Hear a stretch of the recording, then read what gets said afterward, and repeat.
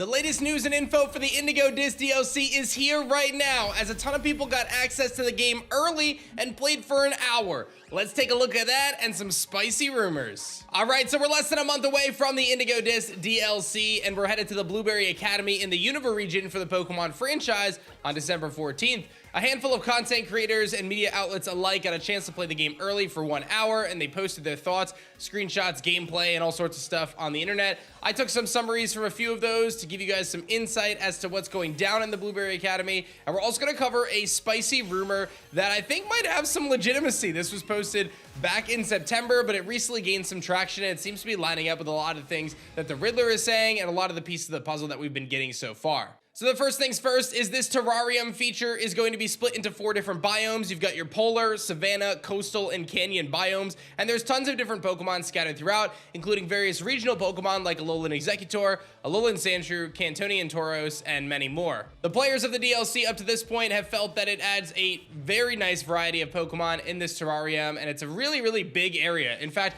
the map is bigger than Kitakami, but it's not quite big as Paldea, so you have plenty of areas to explore throughout the Blueberry Academy. Now, it's worth noting that the terrarium is mostly an empty landscape that features a bunch of different Pokemon, but you'll find a ton of trainers scattered throughout that you can take on, and those trainers are actually pretty tough, apparently. You'll also be able to find a collection of different items on the ground in the terrarium, including Terra Shards. Joe Merrick from Cerebi.net indicated that they found 18 Terra Shards at one point, so it's going to make it a lot easier to change your Terra type in the Blueberry Academy. One of the more interesting pieces of the reviews that I saw was that the battles in the terrarium are going to be all these Blueberry Academy students that are vying to kind of get to the top spot. We obviously know we're going to be taking on the Elite Four, this kind of new styled Elite Four. And a lot of these trainers, in fact, apparently all of the trainers in the terrarium are double battles, and they utilize strategies that are actually pretty viable. Like, they'll drop double Intimidate on you, they'll use Grassy Terrain and Grassy Seed, they'll use different kind of viable VGC related strategies, and it seems as though the Pokemon company is really pushing people towards getting them open and kind of familiar with the double style battle, which is their official battle format. So it's really nice to see this. As someone who's competed in the past in VGC and done regionals and done tournaments and things like that, it was one of my most fun experiences as a Pokemon player, and I think the more that they can onboard players onto this kind of functionality, the better it's going to be. So introducing these double battles in the DLC, I think, is a really big win. Overall, players indicated that this was a pretty good challenge, and the levels were going to be pretty high up there. In fact, some of these Elite Four battles, I guess, scaled into the levels of 80. Some of these double battles are going to be in like the 60s and stuff. So if you roll up with a level 100 team, you're probably going to trounce everybody, but the level was pretty decent and the challenge was pretty high as well. Obviously, with the DLC coming, they're going to have new move tutor moves like Triple Axle, Skitter Smack, Scorching Sands, Breaking Swipe. Handful of different moves are going to be reintroduced back into the game that are going to shake up the competitive metagame. Now, I know a lot of people are skeptical of the performance issues of Pokemon Scarlet and Violet, and it seems as though there was no changes to this. Obviously, these players got a chance to play the build early, so there's always a chance for performance patches, but I would definitely not hold your breath. I would imagine you're going to have the same performance issues we've had since the game was launched. They really haven't done a ton to improve on performance. As we get closer and closer, I do expect a full trailer to come over the next few weeks, probably after the holiday here in the United States. So stay tuned to the channel, as we'll definitely be covering that. Now, I mentioned at the beginning of this video, we had a spicy rumor that I think you guys definitely need to check out. But before we do that, you guys know it's Black Friday week. Everybody's throwing down, and G Fuel is no exception. The best energy drink on the market, G Fuel, has a buy one, get one sale going on right now, where you can buy one tub and get another tub for free. It's the best deal they offer. If you guys don't know, G Fuel is clean energy that gives you laser focus. It's got a great blend of vitamins and antioxidants and caffeine to keep you fueled and energized throughout the day. The amazing taste keeps me coming back for more. I legitimately drink this stuff every single day. I'm not kidding. My flavor, Shiny Splash, is one of the best flavors of all time. You can check out the Amazon reviews or the G Fuel reviews. We constantly rake in the top of the tier list. So if you've never tried my flavor or G Fuel in general, definitely try Shiny Splash. It's a blueberry lemonade. It's so smooth. It's so refreshing.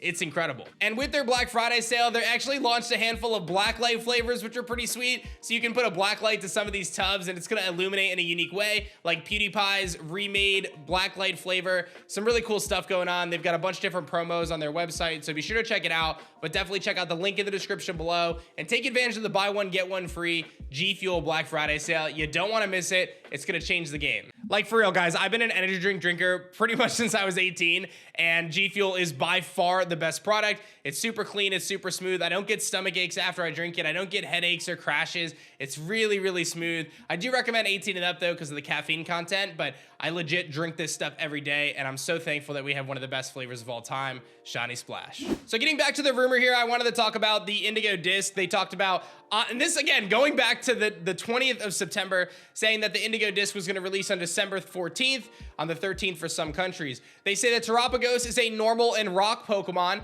but when it becomes its Terra state, it becomes dragon and rock, which is actually pretty sweet.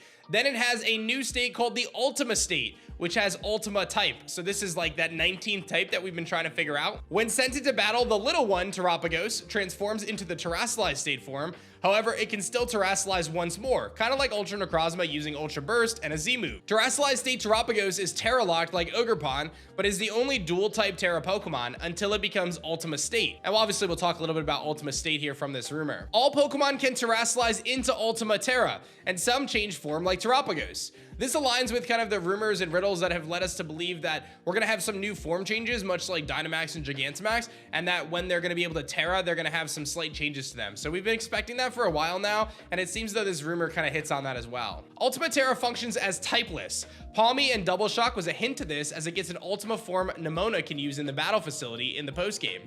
Ultima Terra makes you lose your weakness, but aren't super effective with Ultima Terra Blast. So this essentially could potentially remove your weaknesses from your Pokemon, but make it so that when you use your Terra Blast, it's not going to have any super effective hits on anything. That's a really good trade-off for a handful of Pokemon, and the Riddler has indicated that Terapagos is a defensive Pokemon and has a defensive-minded ability. So if you can put yourself in a situation where you don't have any weaknesses, that would be pretty serious. There's a handful of new Pokemon in the Blueberry Academy DLC, according to this rumor, including Dokutaru, which is the Momotaru kind of poison ghost Pokemon that seems to be taking over the loyal trio, of course. There's Hydraplin, which is grass and dragon, so the thoughts of it potentially becoming bug type seem to be thrown out the window with this. Then you've got Iron Hooves, which is psychic and rock type. You could probably take a guess on who that might be. And then Royal Beast, of course, Entei's paradox form, fire and dragon, which aligns pretty closely with what we've seen from the other two. They're saying that there's a mythical Pokemon that's not in the DLC, which is an ice and poison serpent Pokemon, which would again line with some of the DLC rumors and some of the different riddles that we've seen. And ice and poison is a really unique typing that I don't think we've seen yet. Then they go and talk about the story, and they say it's not very crazy. You just have to save some people possessed by Dokutaru in a side quest, but they all get saved at the end, except for Kieran, who you battle at the end of Blueberry Academy once the Elite Four is beaten.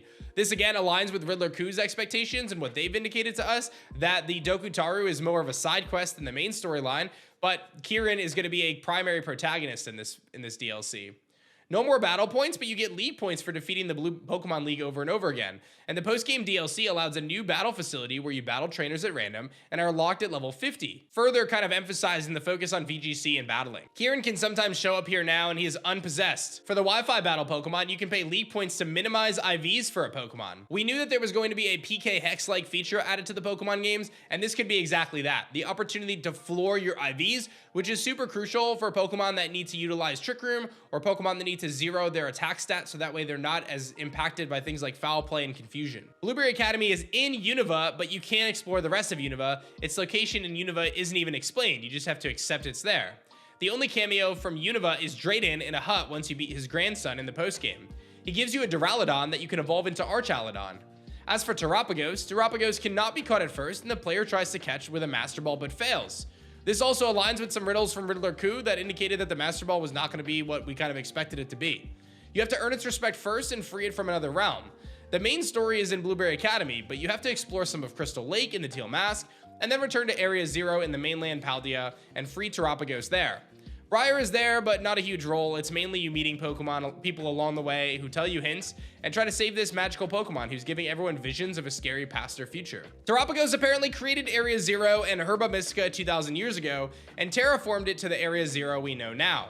Terapagos has the ability to forcefully evolve Pokemon at will, but when uncontrolled, it leads to mutations such as Paradox Pokemon. Some Pokemon wandering Area 0 were transmuted into Paradox Pokemon and ravaged Area 0, where Terapagos laid to rest in the center of it, feeding more energy to the Paradox Pokemon with the old supply of Herba Mystica. Heat's Cyclizar was the first one to transmute into Koraidon or Miraidon, and that is what the player rides on. So it seems as though some of these storylines and some of these threads are going to be tied together in this upcoming DLC, according to this rumor at the very least. And of course, I do want to emphasize that this is a rumor, so take it with a grain of salt, but I do find it to be pretty fascinating that it hits a lot of the points on the head, and this was originally posted on the 20th of September, quite a while ago.